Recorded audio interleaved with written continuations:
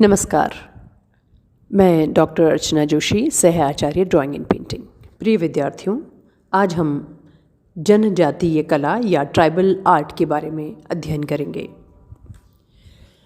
विश्व के विभिन्न भागों में निवास करने वाली आदिवासी वन्य जनजातियों द्वारा रची गई कला को जनजातीय कला या ट्राइबल आर्ट कहा जाता है।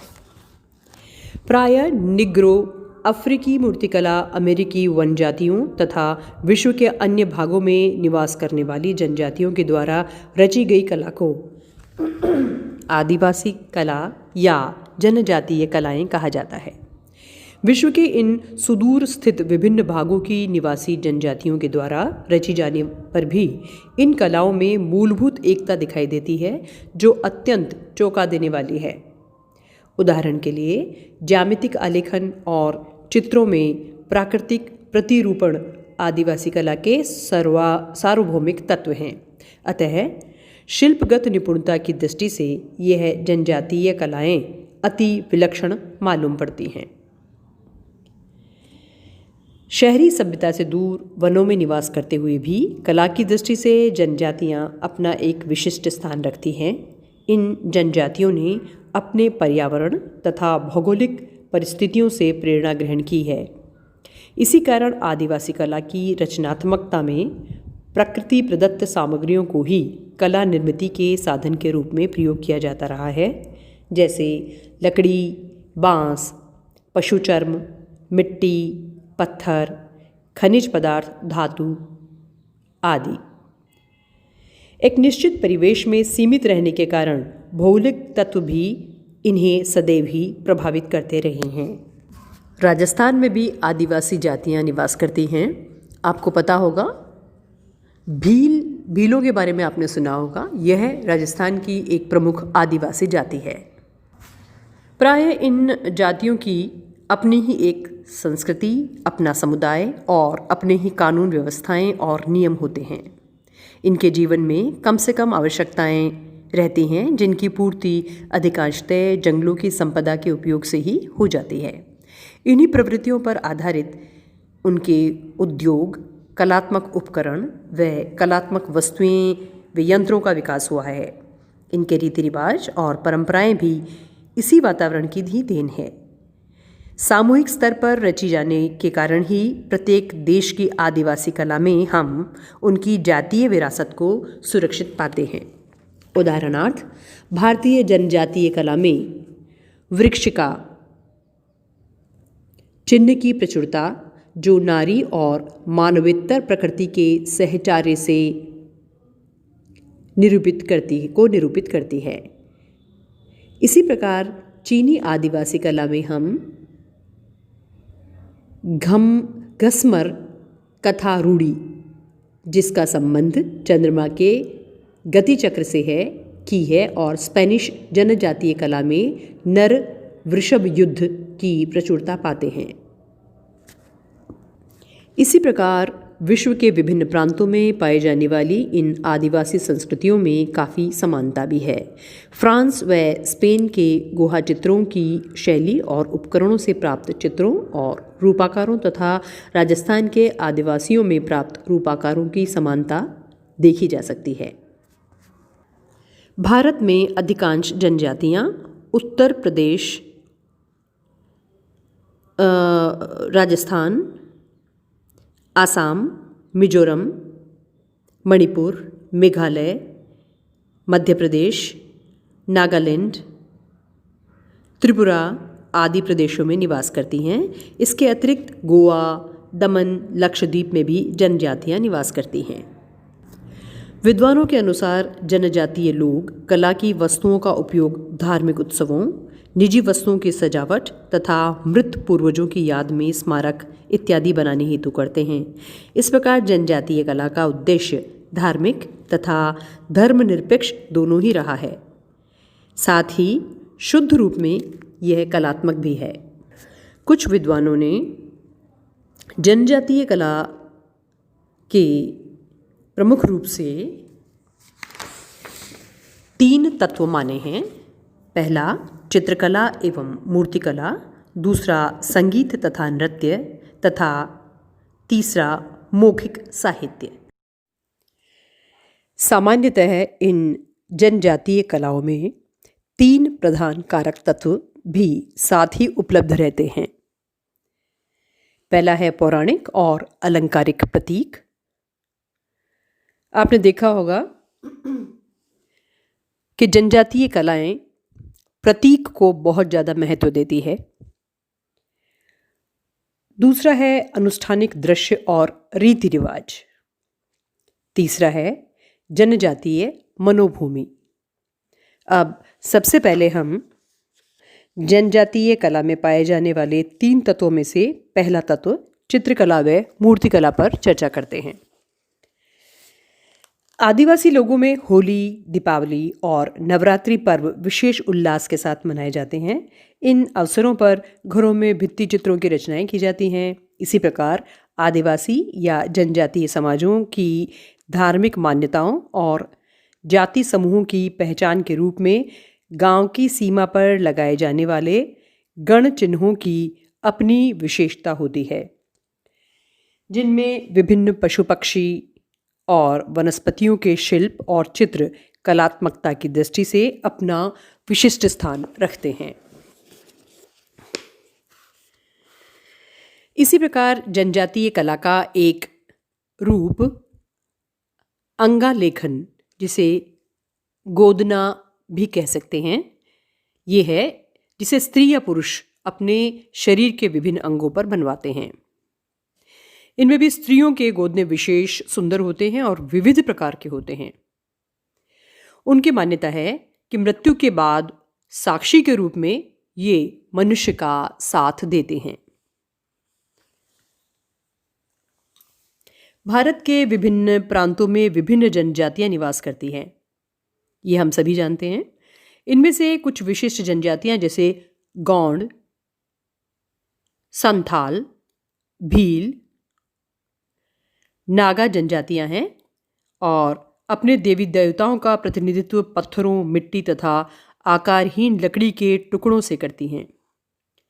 इसी के साथ ये जनजातीय लोग दीवारों, दरवाजों, फर्शों, बर्तनों, वस्त्रों और आभूषणों तथा कोड़ियों आदि पर भी चित्रकारी करते हैं। कोरापुत्त तथा गंजम की सौरा जनजाति में दीवारों पर चित्र बनाने की प्रथा है। ये लोग पूर्वजों या मृतकों की स्मृति में उनके चित्र दीवारों पर अंकित करते हैं और मानते हैं कि इससे वे प्रसन्न रहते हैं। मुड़िया और गौड़ जनजाति के लोग सिर पर सींग लगाने की प्रथा इनके अंदर ज़्यादा पाई जाती है, जिन्हें अनेक प्रकार के चित्रों व रंगों के साथ कोड़ियों से सजाया जाता है। ये जनजातियाँ अपने हथियारों को भी बहुत सुरुचिपूर्ण तरीके से सजाती है। हथियार जैसे भाला, तीर कमान आदि, इनको पंखों आदि से और कुछ रंगों का इस्तेमाल करके ये लोग बहुत सुरुचिपूर्ण तरीके से सजाते हैं। हिमालय की घाटियों में रहने वाली भोटिया जनजाति ने अपनी परंपरागत कलात्मक विशिष्टताओं को भी बनाए रखा है। थुल में व विभिन्न प्रकार के वस्त्रों व कालीनों के निर्माण ने इन्हें आर्थिक रूप से स्वावलंबी बना दिया है। भोट प्रदेश की स्त्रियां घरों में कढ़ाई व बुनाई का काम करती हैं। टोडा जनजाति में मिट्टी के बर्तनों पर विभिन्न प्रकार की चित्रकारी के प्रमाण मिलते हैं, जिन पर मानव व पशु पक्षों की आकृतियां चित्रित की जाती है। मध्य भारत की माड़िया जनजाति के लोगों के सिर का पहनावा एक विशेष प्रकार का होता है, जिन पर सींगों को चित्रित करके पहनाया जाता है। इसी प्रकार के लोगों में विभिन्न प्रकार की कंघियां बनाने की प्रथा है। कंघी को प्रेम का प्रतीक माना जाता है। ओडिशा की ज्वांग जनजाति में कंघी का आदान प्रदान लड़के लड़की को विवाह के बंधन में बांधता है, जबकि कुकी जनजाति में जब किसी व्यक्ति की मृत्यु हो जाती है तो उसकी कंघी को दफना दिया जाता है तथा शोकाकुल रिश्तेदार अपनी कंघियों को तोड़ देते हैं और नई कंघियाँ बनाते हैं। बात करते हैं संथाल जनजाति की। इस जनजाति में विवाह, डोली पर चित्रकारी व सजावट उनकी जनजातीय कला का जीता जागता प्रमाण है। बस्तर की मूड़िया जनजाति के लोग हाथी, घोड़ा आदि पशु व मानव आकृतियों की मूर्तियां बनाकर देवताओं को अर्पित करते हैं। समुद्र तट के निकट रहने वाले गंजम के मछेरे मृत व्यक्तियों की अत्यंत सुंदर कब्रें बनाते हैं, जो कि चित्रकारी से भरपूर होती है। नागा जनजाति के लोगों की चित्रकारी में यथार्थता की झलक देखने को मिलती है। ये लोग शिकार के चित्र बनाते हैं। लो जनजाति के लोग पशु पक्षी का चित्रण यथार्थ ढंग से करने की चेष्टा करते हैं। हैदराबाद की चेंचू जनजाति के लोग पेड़ का चित्र बनाते समय उसके तने, टहनी, पत्ते आदि बनाने के साथ उसकी जड़ों को भी बनाते हैं। आदिम जातियों में भय, अंधविश्वास, कौतूहल एवं आनंद के परिणाम स्वरूप व्याधि, उपचार स्वरूप टोने टोटके और तंत्र मंत्र आदि का उद्भव होता है। इससे संबंधित प्रतीक चिन्ह, चित्र व मूर्तियों आदि का निर्माण जुड़ा हुआ है। जैसे मृतकों के चित्र उन्हें प्रसन्न रखने हेतु तथा उनके सम्मान में बनाए जाते हैं। बीमारी को दूर रखने, फसलों की अच्छी होने की कामना आदि विषयक चित्र भी अनेक जनजातियां बनाती हैं। सोरा जनजाति के लोगों की घरों की दीवारें लाल रंग की होती है तथा उन पर सफ़ेद रंग से चित्र बनाए जाते हैं। ये चित्र किसी कहानी का उल्लेख करते हैं और अज्ञात जगत की आत्माओं का उल्लेख भी चित्रों में किया जाता है। सोरा जनजाति की यह कला पूर्ण रूप से धार्मिक अंधविश्वास से जुड़ी हुई है। और अब बात करते हैं राजस्थान में निवास करने वाली जनजातियों की। तो राजस्थान में निवास करने वाली जनजातियां प्रमुख रूप से भील, मीणा, गरासिया आदि हैं। राजस्थान की इन जनजातियों में भी हर्ष, शोक, व्याधि एवं प्राकृतिक विपदा से सुरक्षा के उपाय के स्वरूप में अनेक प्रकार की विचित्र एवं सृजनात्मक आकृतियां बनाई जाती है। व्याधि के कारण बनी रचनाओं में ओका, नोका या ओका गुणा या ओका बावसी आदि नामों से संबोधित की जाने वाली आकृतियां बनाई जाती हैं, जो अधिकतर चेचक की व्याधि के उपचार के रूप में बनाई जाती हैं। ये आकृतियां लेटी हुई, खड़ी हुई या उल्टे सिर की होती हैं। इन जनजातियों को ये विश्वास होता है कि उल्टे सिर की आकृति बनाने से व्याधि स्वयं कष्ट पाकर रोगी को रोग से मुक्त करके चली जाएगी। आदिवासियों में धार्मिक पूजा पाठ का महत्व नहीं होता, किंतु ये लोग आत्मा के अस्तित्व में अधिक विश्वास रखते हैं। इसी उद्देश्य से आदिवासियों में अपने पूर्वजों के स्मारक पट्ट या स्तंभ और जंतर आदि अनेक प्रकार के समाधि स्थल बनाए जाते हैं। इस प्रकार के स्तंभों को सीरा बावसी एवं खागड़िया बावसी आदि के नामों से संबोधित किया जाता है। इसी प्रकार यहाँ ये आदिवासी घर बनाकर रहते हैं। उन घरों के बीच एक लकड़ी का स्तंभ बनाया जाता है, जिसे टोटम स्तंभ कहा जाता है। इस पर बुराइयों को दूर रखने वाली और नज़र से बचाने वाली आकृतियों को खोदा जाता है, जो पशुओं या मानव आकृतियों के रूप में होती है, और इसके साथ हथियार भी बनाए जाते हैं।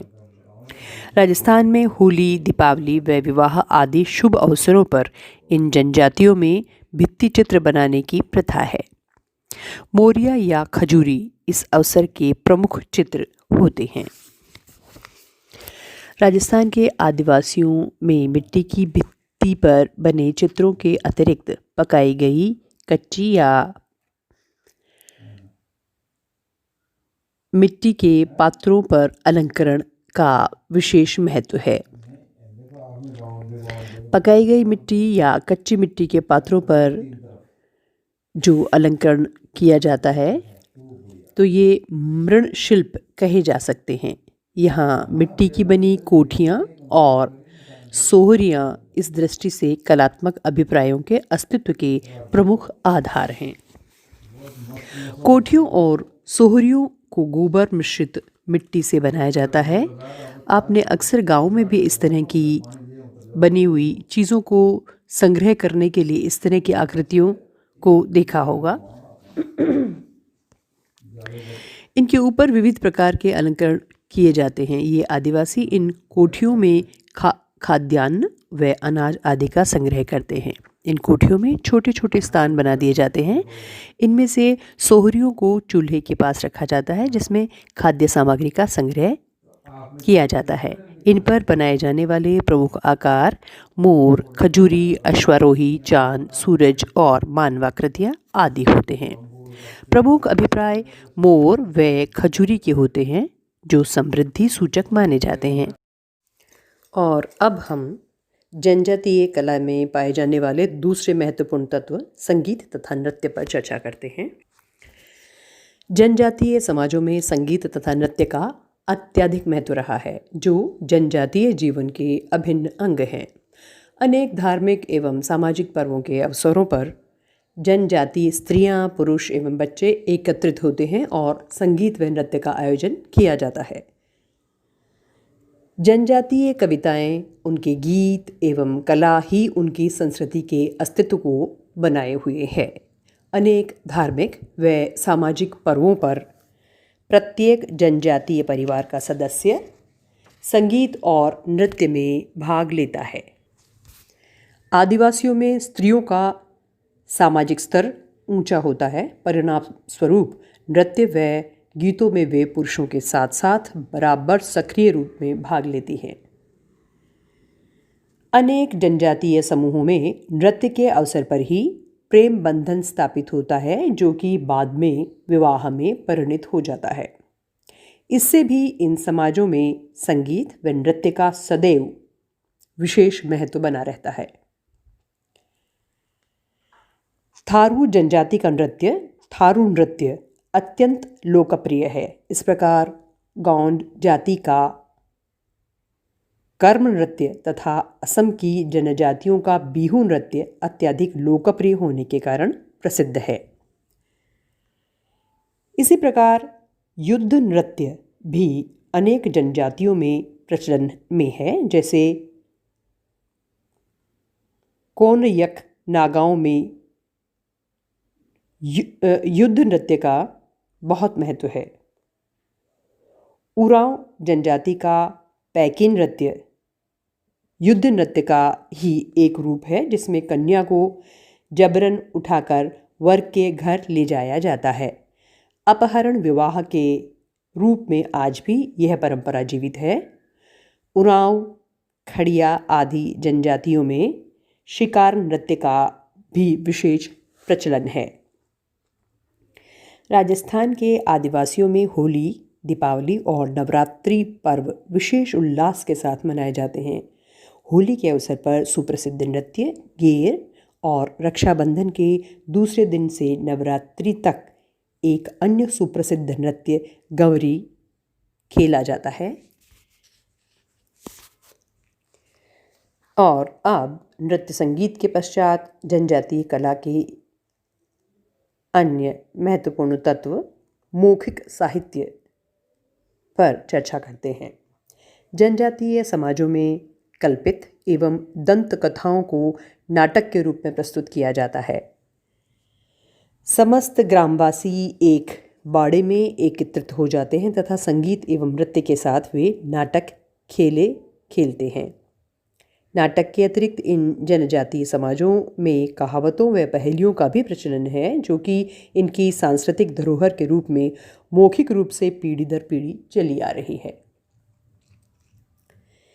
वस्तुतः विश्व की समस्त ललित कलाओं का मूल यही आदिम और आदिवासी कला है जिसे अपने अपने स्थानीय क्षेत्रों में सुरक्षित रखने की आवश्यकता है, क्योंकि इन्हीं पर ही इन जनजातियों का अस्तित्व निर्भर है। आज नगरीकरण, शहरीकरण व औद्योगिकरण के फलस्वरूप इनकी मौलिकता का ह्रास होता जा रहा है। आज आवश्यकता इस बात की है कि इनकी कला के अस्तित्व को हर हाल में हमें बनाए रखना चाहिए। तो प्रिय विद्यार्थियों, आज हमने जनजातीय कला के बारे में पढ़ा। आप इसे सुनते रहें और अच्छे से हृदयंगम करते रहें और जानते रहें कला के बारे में। धन्यवाद।